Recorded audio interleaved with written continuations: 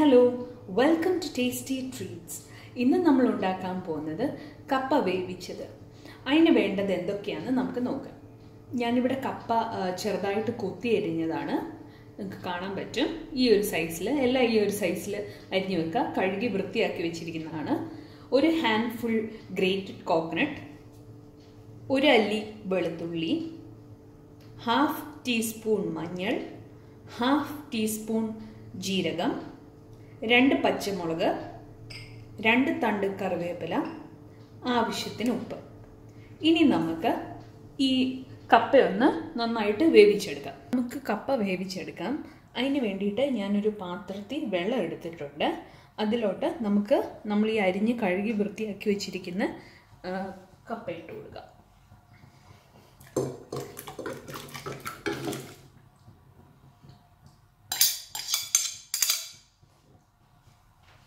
ഇനി നമുക്ക് ഇതിലോട്ട് ഉപ്പ് ചേർത്ത് കൊടുക്കാം.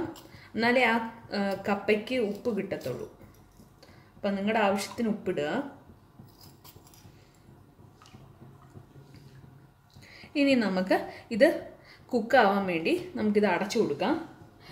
പെട്ടെന്ന് വേകുന്ന കപ്പയാണെങ്കിൽ അധികം സമയം എടുക്കത്തില്ല. നിങ്ങൾ ഇടയ്ക്കിടയ്ക്ക് നോക്കണം വെന്തോ ഇല്ലയോ എന്ന്. കപ്പ വേവുന്ന സമയം കൊണ്ട് നമുക്ക് കപ്പയ്ക്കുള്ള അരപ്പ് തയ്യാറാക്കാം. അതിന് വേണ്ടിയിട്ട് ഞാനൊരു ജാർ എടുത്തിട്ടുണ്ട്. അതിൽ കോക്കനട്ട് ഇട്ടിട്ടുണ്ട്. നമ്മൾ ചിരണ്ടി വെച്ച കോക്കനട്ട് ഇട്ടിട്ടുണ്ട്. അതിലോട്ട് നമ്മൾ എടുത്ത് വെച്ചിരിക്കുന്ന പച്ചമുളക്, ഗാർലിക് ഇത് ഞാൻ ഒരെണ്ണമാണ് എടുത്തിരിക്കുന്നത്. അത് സ്ലിറ്റ് ചെയ്താണ്. ജീരകം,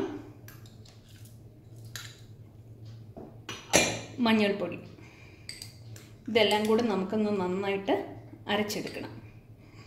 ഇതിലോട്ട് ഞാൻ അല്പം ഉപ്പും കൂടെ ചേർക്കുകയാണ്. ഉപ്പ് നമ്മൾ കപ്പയ്ക്കകത്ത് ഇട്ടിട്ടുണ്ട്. എന്നാലും ഇതിലോട്ട് ഒരു ഇച്ചിരി കൂടി ഇടാം. ഇനി നമുക്ക് ഇത് നന്നായിട്ടൊന്ന് ഗ്രൈൻഡ് ചെയ്തെടുക്കാം. അപ്പം നമുക്ക് ഈ അരപ്പ് ഒന്ന് അരച്ചെടുക്കാം നന്നായിട്ട്. നിങ്ങൾ അരയ്ക്കുന്ന സമയത്ത് ഇതൊന്ന് ഗ്രൈൻഡ് ആയില്ലെങ്കിൽ നിങ്ങൾ കുറച്ച് വെള്ളം ഒഴിച്ചു കൊടുക്കുക. ഒരുപാട് വെള്ളം ഒഴിക്കരുത്. ഒരു അത്യാവശ്യം ഒരു ഇച്ചിരി അരിഞ്ഞ് വരാൻ വേണ്ടിയിട്ടുള്ള വെള്ളം ഒഴിക്കുക. അപ്പം നമ്മുടെ അരപ്പ് റെഡി ആയിട്ടുണ്ട്. ഞാൻ ചെറുതായിട്ടൊന്ന് വെള്ളം ഒഴിച്ചു കൊടുത്തിട്ടുണ്ട്. ഒരുപാട് വെള്ളം ഒഴിക്കരുത്, അല്ലെങ്കിൽ അഴുക്കായി പോവും. അപ്പം കുറച്ച് വെള്ളം ഒഴിച്ചു കൊടുത്തിട്ടുണ്ട്. ഇനി നമുക്കിതൊന്ന് മാറ്റി വെക്കാം. ബാക്കി കപ്പ വേവിക്കുമ്പോൾ ആ സമയത്ത് ഇത് നമുക്ക് ഇട്ട് കൊടുക്കാം. കപ്പ വെന്തിട്ടുണ്ടോ എന്ന് നോക്കാം.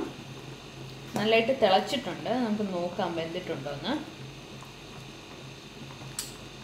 ഇത് വെന്തിട്ടുണ്ട്. പെട്ടെന്ന് ബ്രേക്ക് ആയി പോകുന്നുണ്ട്. നിങ്ങൾ ഒരുപാട് ഓവർ കുക്ക് ചെയ്യരുത്. നമുക്കിനി ഇതൊന്ന് ഊറ്റിയെടുക്കാം.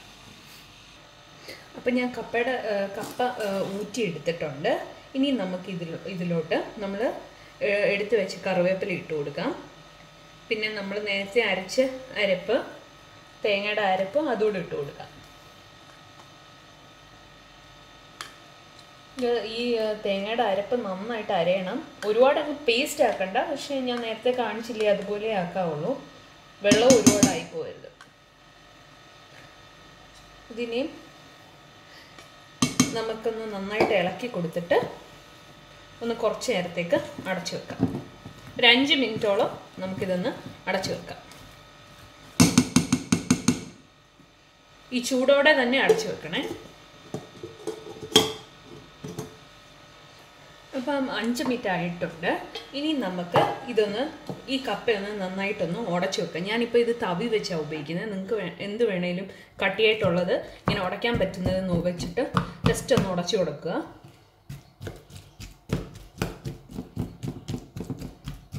വലിയ പീസൊക്കെ ഉണ്ടെങ്കിൽ അതൊന്ന് കട്ടായി കിട്ടും.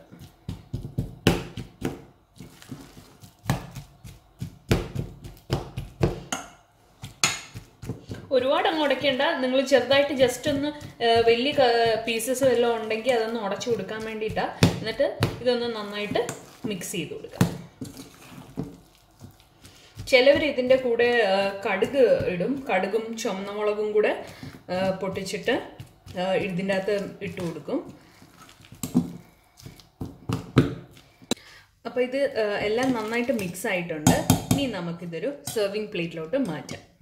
അപ്പം നമ്മുടെ കേരള സ്റ്റൈൽ കപ്പ റെഡി ആയിട്ടുണ്ട്. അപ്പം നിങ്ങളിവിടെ ശ്രദ്ധിക്കേണ്ട മെയിനായിട്ടൊരു കാര്യം എന്താണെന്ന് വെച്ച് കഴിഞ്ഞാൽ നിങ്ങളിത് ഒരുപാട് ഓവർ കുക്ക് ചെയ്യരുത്. ഓവറായിട്ട് കുക്ക് ചെയ്ത് കഴിഞ്ഞാൽ ഇതങ്ങ് കുഴഞ്ഞു പോകും. പിന്നെ അതുപോലെ തന്നെ നിങ്ങൾ ഉപ്പിടുന്നതും ശ്രദ്ധിക്കണം. നിങ്ങൾ വെള്ളം തിളപ്പിക്കുമ്പോൾ ഉപ്പിടണം കപ്പ വേവിക്കുന്ന സമയത്ത് തന്നെ, എന്നാലേ ആ കപ്പയിലെല്ലാം ആ ഉപ്പ് പിടിക്കത്തുള്ളൂ. ഇത് നിങ്ങൾക്ക് മീൻകറിയുടെ കൂടെയും ബീഫിൻ്റെ കൂടെയും ഒക്കെയും കഴിക്കാൻ പറ്റുന്നതാണ്. അപ്പോൾ നിങ്ങളെല്ലാവരും ഇത് ട്രൈ ചെയ്ത് നോക്കണം. വളരെ എളുപ്പമായിട്ടുള്ളൊരു റെസിപ്പിയാണ്. അപ്പം നിങ്ങൾക്ക് എല്ലാവർക്കും ഈ എപ്പിസോഡ് ഇഷ്ടമായെന്ന് വിശ്വസിക്കുന്നു. മറക്കാതെ like, share and subscribe. Thank you.